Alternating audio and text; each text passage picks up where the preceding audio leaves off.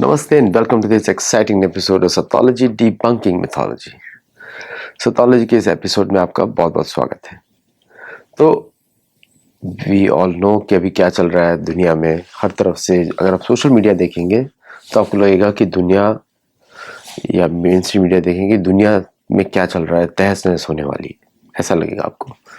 अगर आप मीडिया से हट जाएंगे तो दुनिया आपको वापस अच्छी लगने लगेगी। मैं सच बता रहा हूँ आपको।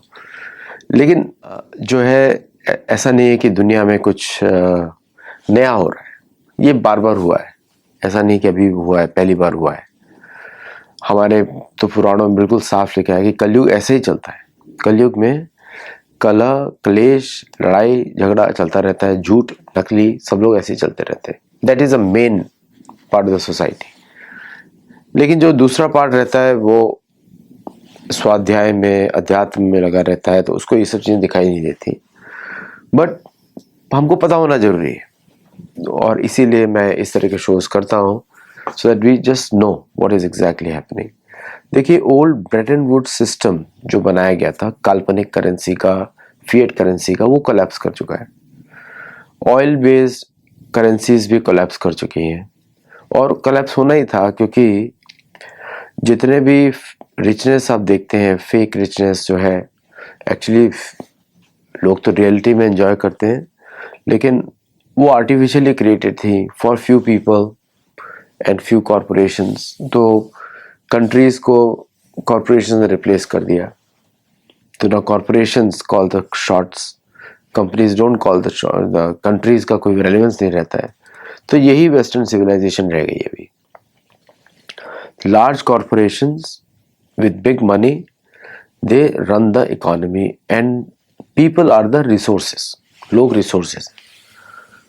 यूरोप में यूरोपियंस के बारे में कोई बात नहीं कर रहा है। एक्चुअली यूरोपियंस तो सामी पीपल हैं, ओरिजिनल इनुइट हैं, जो यूरोप के लोकल रेजिडेंट्स हैं, ओरिजिनल कल्चर्स हैं, फेथ्स हैं, रिलीजन्स हैं, उनके बारे में कोई बात नहीं कर रहा है। But large money, large buildings के ज़्यादा प्रमोट जो किए जाते हैं, those are the people who are calling the shots. America में भी वही हालत है। अमेरिका में भी लार्ज कॉरपोरेशन, जैसे एक डोनर थी ट्रम्प की, उन्होंने एडल्सन, मिरियम एडल्सन, उन्होंने $250 मिलियन दिया था फर्स्ट इलेक्शन में। सेकेंड इलेक्शन में भी हेल्प किया था, इजरायली बिलियनियर। और इस तरह डायरेक्टली दिस तरह corporations are actually deciding the outcome of the election. ये चल रहा है।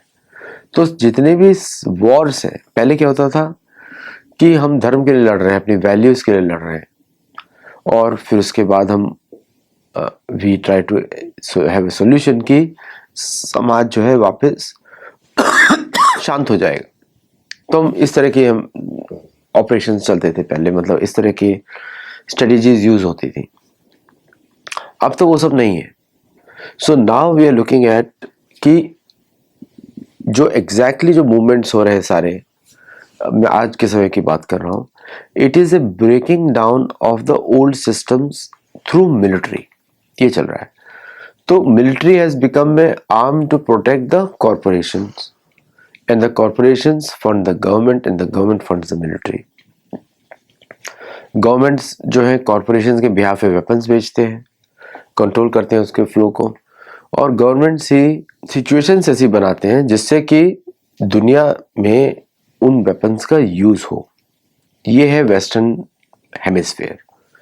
और नाउ जहाँ पे प्रॉफिट मेन हो जाता है, मनी वाइज, मनी का is main motive, then competing forces are also there. जैसे कि यूरोप और अमेरिका के बीच में सबसे बड़ा डिवीजन यूक्रेन नहीं है। सबसे बड़ा डिवीजन यूरोप और अमेरिका के बीच में है कि who sells the weapons to Ukrainians to fight. ये है मेन इशू। यूरोपियन यूनियन चाहता है कि वो अपने वेपन्स बेचे, तो बोल रहा है कि अमेरिकन शुड प्रोवाइड ट्रूप्स, हम देंगे वेपन्स। अमेरिका बोल रहा है you give your people, I give the weapons and I control the basis, और हमारा न्यूक्लियर वेपन्स लगा हुआ है वहां पे। और इसमें कालास जो यूरोपियन स्पोक्स पर्सन है, प्लस उर्सुला वॉन डर लेन, प्लस के मार्क रुटे जो नेटो के चीफ है, all of them are talking about severe punishments to Russia, और एक ही कंट्री को टारगेट कर रहे हैं. Just imagine the strength of Russia कि पूरा यूरोप, पूरा अमेरिका, पूरा western world is fighting with Russia, and वहां पे वो एक कंट्री है, इट इज स्टॉपिंग देम. और सारे गेम्स वो लोग खेल रहे हैं. All financial access closed, all business access close, sanctions पर sanctions. They can't trade with any other country. Any other country के साथ वो ट्रेड करते हैं तो सैंक्शंस लग जाता है. अपना ही तेल बेचने के लिए उनको शिप्स के लेके जाना पड़ता है. और and then US drops a bomb. क्या बोलता है कि Venezuela's land belongs to them. तो उन्होंने अपने ही नेशन स्टेट कॉन्सेप्ट पे उन्होंने अटैक कर दिया है. क्या इस पे, so this is what is going on. और अपने ही कॉन्सेप्ट पे कि वेनेजुएला का ऑयल, वेनेजुएला का लैंड बिलोंग्स टू अस, क्योंकि दे किक्ड आउट अवर कंट्रीज. मतलब ऐसा हो गया कि अगर अमेरिका में कोई दूसरा कंट्री कोई लैंड ओन करता है या फिर बिजनेस करता है, that can also be kicked out. और या फिर अमेरिकन इन्वेस्टमेंट जहां भी होंगे, that belongs to America, right. तो अगर अमेरिकन इन्वेस्टमेंट भारत में है तो भारत की लैंड अमेरिका को बिलोंग करती है. तो this is the mindset which has come in. Proto लुटेरे वाला माइंडसेट है और यही चल रहा है अभी. अब भारत के लिए भी लीगल ट्रबल हो जाएगी अगर कोई अमेरिकन इन्वेस्टमेंट होगा. They will own the investment, they will own the land. Trump अभी $13 बिलियन डाल रहा है इंडिया में. Just imagine this are all Trump properties. बोलेगा ये अमेरिका की प्रॉपर्टीज है. So all these things are breaking the old world order, और एक सेंसिबल आउटकम की तरफ से वो दूर जा रहे हैं सब के सब. और this will create more troubles in the west, क्योंकि वेस्ट के पास वो बचा नहीं है. जो पुराने जो उनके जो पैराडाइम्स थे कि हम कॉलोनाइज करेंगे, लूटेंगे और उसको यूज करेंगे, एंजॉय करेंगे, उस समय भी elites only enjoyed in the West. पूरा colonization was for the elites and the monarchies and their families. आज वही मोनार्कीज कंपनीज कंट्रोल करती हैं, बैंकिंग सिस्टम्स कंट्रोल करती हैं, and they are still enjoying the thing. You will never see them in power, you will never see them in the media, क्योंकि वो particular ban होता है. देयर कंडीशंस कि वो कब मीडिया में आएंगे, कब नहीं आएंगे. They're still working behind the scenes and enjoying their life, where the common people suffer. इसी को हमारे शास्त्रों ने बोला था, कलयुग में जो जितनी भी सरकारें हैं चोर हो जाएंगी, और जो राजा होंगे वो सब चोर होंगे, डाकू होंगे, लुटेरे होंगे, और किसी को भी साथ में रहने नहीं देंगे. फिर ब्रिटिश कॉमन लॉ बनाया गया. ब्रिटिश कॉमन लॉ में कॉमनर्स को, कॉमन लॉ मतलब फॉर द कॉमनर्स, साधारण लोगों के लिए, उनको राइट्स ही नहीं है, उनके लिए उन्होंने एडवोकेट सिस्टम डाल दिया कि you need somebody trustworthy by us to represent you against us. यही एडवोकेट सिस्टम है. कोई आपको ट्रस्टवर्दी चाहिए जो आपको एडवोकेसी करे. मोनार्की को अपनी एडवोकेसी नहीं देनी है, ओनली कॉमनर को देनी है. ये सिस्टम बनाया गया तो लॉ से भी लोग इम्यून हो गए. और इन्हीं के चलाए हुए कॉर्पोरेशन है, उनके विरुद्ध आप केस नहीं लड़ सकते. जो वर्किंग अगेंस्ट द सिस्टम, तो आप लड़ेंगे तो आप हार जाएंगे, अगर नहीं हारेंगे तो आपको मार दिया जाएगा. And they control technology also. तो टेक्नोलॉजी के थ्रू आपको पूरा मोटिवेट करके रखा हुआ है, आपको बिजी करके रखा हुआ है. आप टेक्नोलॉजी को देखते हैं, सुनते हैं, उसको पढ़ते हैं और उसमें इन्वॉल्व होते हैं, and they get the data. ये सिस्टम्स हैं सारे. तो आम आदमी के लिए तो सिस्टम बना ही नहीं था. आम आदमी के लिए तो मानव स्मृति है, मनुस्मृति है, वो आम आदमी के लिए वो उसके राइट्स को प्रोटेक्ट करती है. लेकिन भारत में वो लीगल सिस्टम तो अंग्रेजों का ही है. तो अंग्रेज का जब लीगल सिस्टम होगा तो राहुल गांधी, सोनिया गांधी जैसे लोग कभी आप उनको पनिशमेंट कोर्ट कुछ भी अनाउंस कर दे, they will never be touched, क्योंकि they are part of the old system जो कॉलोनाइजेशन बढ़ाता है. भारत के राजघरानों को आपने इलीगल डिक्लेयर कर दिया, क्योंकि टाइटल्स नहीं रहेगा. They can exist but no titles. मालूम उस समय किया गया टू इंटीग्रेट भारत, लेकिन अब जो है अगर आप देखें तो मोनार्की के टाइटल्स यूरोप में तो है सारे, लेकिन भारत में नहीं है. Why these systems? क्योंकि ये पूरे विश्व में ऐसा किया गया। ऐसा नहीं कि सिर्फ भारत में रजवाड़े हैं, अफ्रीका में रजवाड़े हैं, साउथ ईस्ट एशिया में रजवाड़े हैं। कुछ कंट्रीज ने उनको मेंटेन किया, जैसे थाईलैंड, नेपाल को तो किसी तरह उन्होंने CIA ने और चाइना ने मिलकर डिस्ट्रॉय कर दिया, बिकॉज अगर हिंदू किंग होगा तो नेपाल में आइडेंटिटी। अभी उसका हिंदू किंग से हटा के अब वो बन गया लॉलेस स्टेट, थोड़े दिनों में गरीब हो जाएगा, बहुत ही गरीब हो जाएगा। In the name of democracy already चल रहा है ये। और सेम चीज किया गया बाकी कंट्रीज में, क्योंकि old system of monarchy always protected the land and the citizen. वो फिर भी धार्मिक है, लेकिन मॉडर्न डेमोक्रेसी सिस्टम में people have no value, the land has no value, क्योंकि कॉर्पोरेशंस कंट्रोल करेंगे अभी जो मॉडर्न सिस्टम्स में। In a group there is no accountability. Committee ने डिसीजन लिया है, कौन था कमिटी में? फिर आपको जाना पड़ेगा, हर किसी के पास से इनके व्यूज थे, इनके व्यूज थे। There is nobody, one person to point out, the accountability is not there. और नॉन अकाउंटेबल सिस्टम में आप कभी भी देश नहीं चला सकते। आपको दिख ही रहा है, अनअकाउंटेबल है। अब अमेरिकन डेमोक्रेसी केओटिक है, जिसके पास पैसा है वही जीतेगा। एंड में जाके money becomes a king, money has become the king. तो money will become a king in all democracies. सबको ही खरीदा जा सकता है। भारत में तो कितने साल से ऐसा चल रहा था, जब तक नरेंद्र मोदी जी आए। और तो अब भारत में वो एक माइंडसेट आ गया है कि we need a stable government, a strong leader. और वो मोदी जी नेतृत्व दे रहे हैं। लेकिन आपको मालूम है, जो शहजादे घूम रहे हैं पुराने कॉलोनीज के, उनको सबको मुगल शहजादे ही हैं सारे। तो they are also creating disturbance, क्योंकि उनकी they think they deserve to decide और कंट्रोल। तो ये सिस्टम्स चल रहे हैं पूरी दुनिया में। अब आप देखिए कि कौन चाहता है युद्ध रशिया से यूरोप में?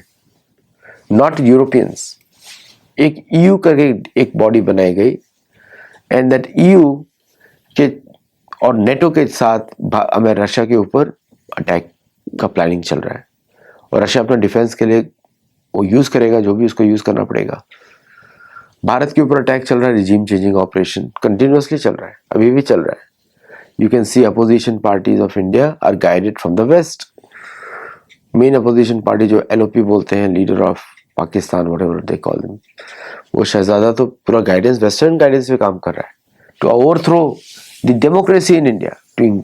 जैसे भारत में पहले चलता था, एक परिवार का रूल, सालों से एक परिवार की गुलाम पार्टी वही काम करती थी।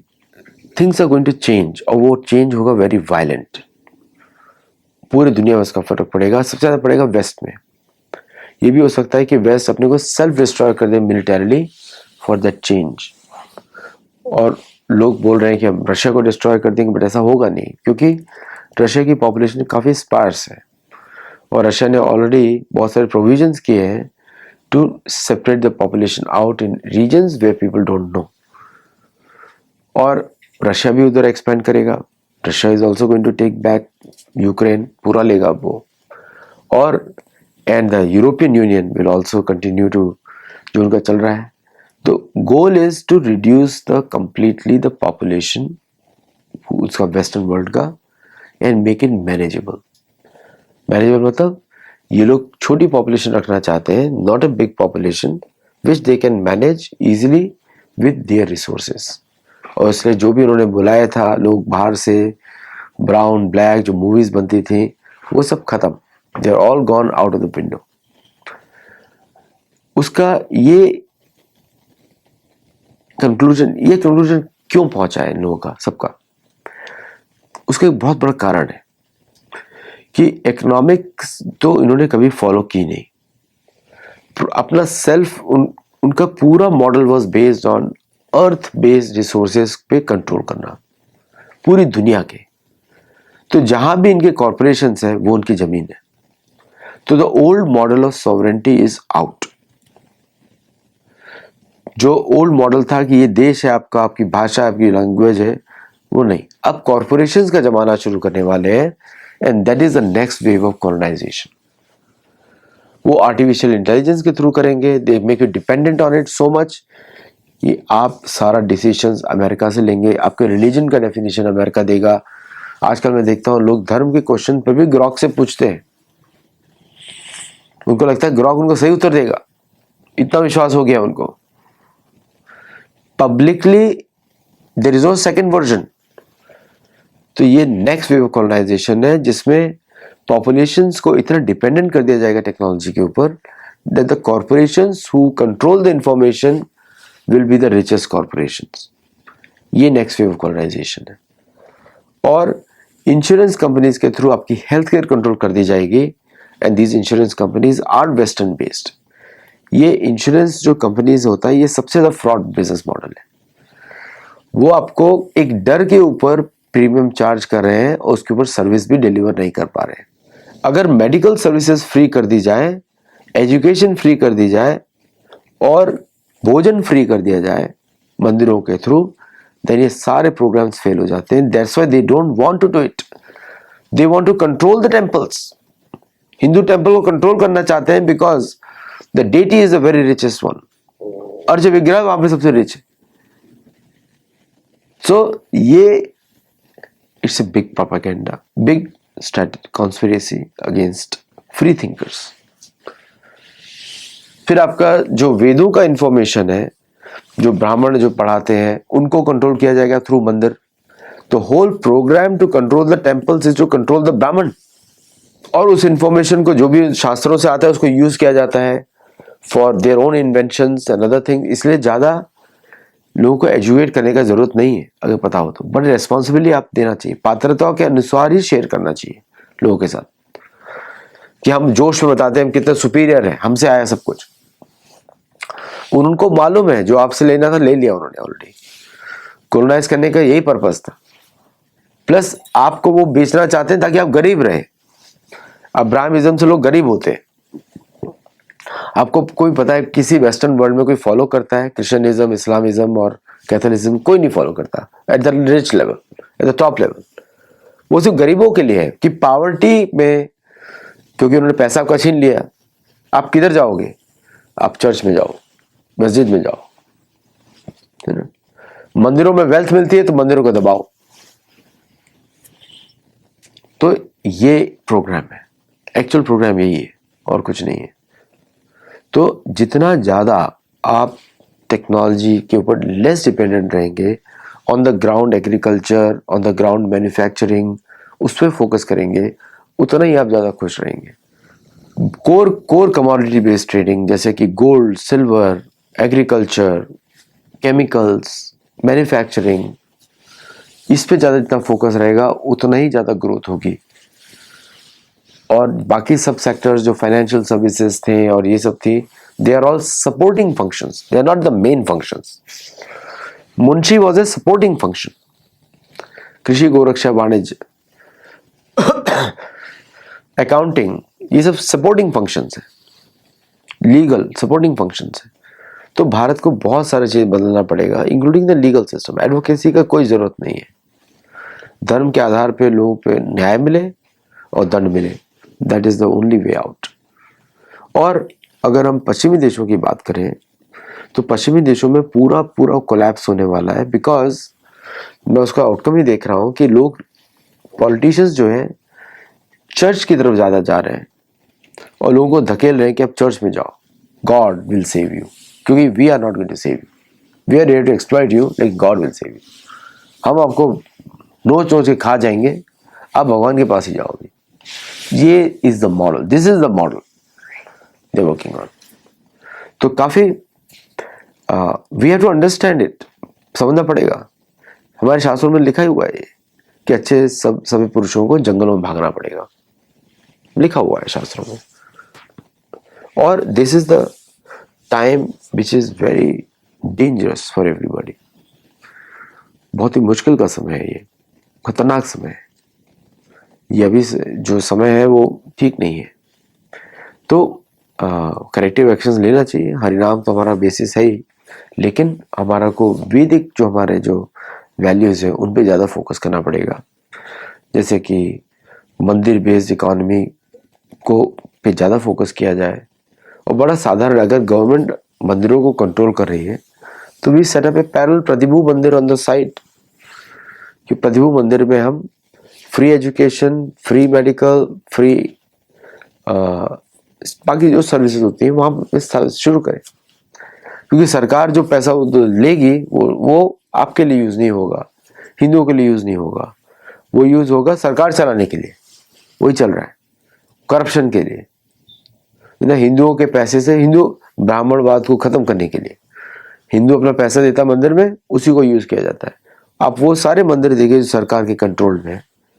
तो इस तरह भारतीयों को, हम लोगों को भी अपने पैरेलल मंदिर शुरू करने पड़ेंगे, बिकॉज ये सिस्टम में सुनने वाले नहीं कोई भी।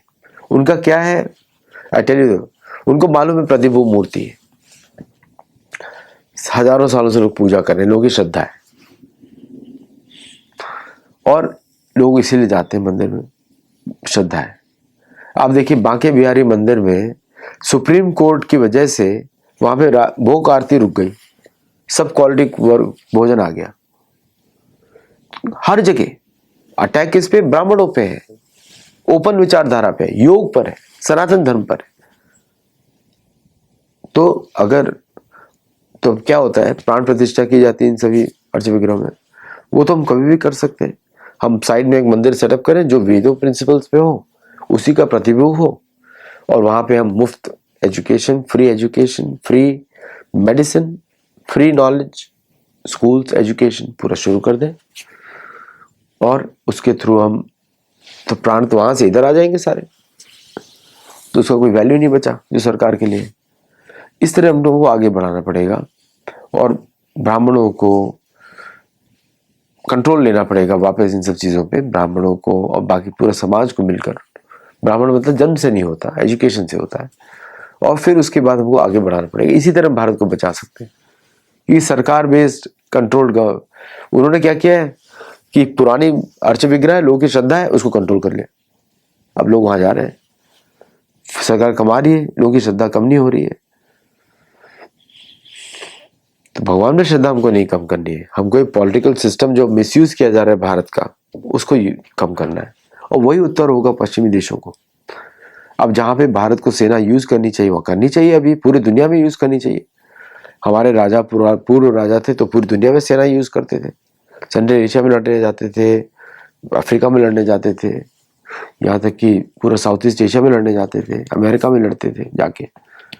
लॉट ऑफ हिस्ट्री से भगवान राम का तो इतिहास ही है, साउथ अमेरिका में जाके लड़े वो पुष्कर द्वीप में, वनिक वानर गए। So we have history. लेकिन ये जो करंट सिस्टम है जो कोलैप्स कर रहा है, वो और अराजकता लेकर आएगा, क्योंकि कलयुग अब बढ़ने वाला है। तो कलयुग में एक ही साधन है, हरिनाम, उसके अलावा कोई सोल्यूशन नहीं है, और कोई सोल्यूशन नहीं है। सोल्यूशन बाकी सब लाइक पॉलिसी चेंजेस और ये सब हम कर सकते हैं, but it is all bandage. लेकिन जो कलयुग का जो रियल बेनिफिट है उसको लोग नहीं उठा पाएंगे। तो somewhere we have to reorganize ourselves also, कि सरकारें तो कलयुग में सारी सरकारें, अभी तो अमेरिका से शुरू हुआ है, वो भारत में भी आएगा सिस्टम पूरा। Corporations will control everything. पहले हेल्थ केयर में घुसती हैं, जैसे भारत में इंश्योरेंस कंपनीज डाल दी, तो लोगों को इतना फ्रॉड होता है वहां पे। मुझे बता रहे थे, मैं तो उस पार्ट का पार्ट नहीं हूँ, अमेरिका का तो देखता हूँ मैं डेली, तो पता लिखता रहता हूँ मैं। तो 1 लाख रुपए हॉस्पिटल एक्सपेंडिचर है तो पहले बिल में फाड़ देते हैं हॉस्पिटल्स, कुछ बचता ही नहीं उसके बाद। इसीलिए आयुर्वेद की तरफ को मूव करना पड़ेगा। रिजेक्ट, आयुर्वेद पे अटैक करेंगे, इंडियन मेडिकल एसोसिएशन पूरी तरह अटैक करेगा आयुर्वेद के ऊपर, और भी करते भी रहते होंगे। लेकिन इंश्योरेंस कंपनीज के थ्रू और भी भयंकर अटैक। कोई वैद्य नहीं बचेगा अगर भारत ने करेक्टिव स्टेप्स नहीं लिया तो preventative protection health is more important than curative health system. दोनों इंपॉर्टेंट है, लेकिन प्रिवेंटेटिव इज मोर इंपॉर्टेंट, कि बीमारी न पड़ो तो why you have need to hospitalization. तो ये सिस्टम्स को बदलना पड़ेगा। पूरा यूरोप ये दिखा रहा है कि किस दिशा में विश्व जा रहा है, क्योंकि कलयुग कैपिटल है अमेरिका, पहले दिखा रहा है वो। अब हमको लेसन्स लर्न करने की, हमको दिशा में जाएंगे तो ही हम लोग अल्टीमेटली पहुंचेंगे, लेकिन स्लो कर दें उसको पूरा इफेक्ट ना आए, नहीं आए। तो इसलिए वेरी इंपॉर्टेंट है हमको वापस अपने मंदिर इकोसिस्टम पे फोकस करना पड़ेगा और मंदिरों को वापस सशक्त बनाना पड़ेगा। और अगर कोई सरकार नहीं मानती है, उनको चाहिए पैसा लूटना है, तो भक्त लोग तो रिक्वेस्ट कर सकते हैं वेंकटेश से कि भाई आप प्लीज इस इधर मूव कर जाइए, ये मंदिर नहीं चल रहा है, इससे सारा हमारे विरोधी काम हो रहा है, भक्तों के विरोधी काम कर रहा है। भगवान सुनेंगे? हमको ऐसा सिस्टम बनाना पड़ेगा कि पैरेलल मंदिर सिस्टम बनाया जाए जो कि हमारे कंट्रोल में हो। कंट्रोल नहीं मतलब कि भगवान की सेवा के लिए हो, अर्च विग्रह की सेवा के लिए हो, या फिर भगवान की स्वयं उसमें इंटरवीन करे और इस सिस्टम को तोड़े। तो इट इज वेरी इंपॉर्टेंट कि जो जिनको प्रॉपर नॉलेज है किस तरह से इकोसिस्टम को बढ़ाया जाए और ऑनेस्ट हो, they should come and manage the temples. कि ऐसा ना हो कि वापस बाके बिहारी का भोग रुक जाए एक सुप्रीम कोर्ट की वजह से, समझा? तो we have to control our own narrative. हम ही अपने कर्मों के थ्रू अपनी फ्यूचर बनाते हैं, डेस्टिनी बनाते हैं। आज के लिए बस इतना ही। जरूर मेंबर बनिए और हमारे गुरुकुल में जुड़िए। Thank you all for listening. नमस्ते। Thank you.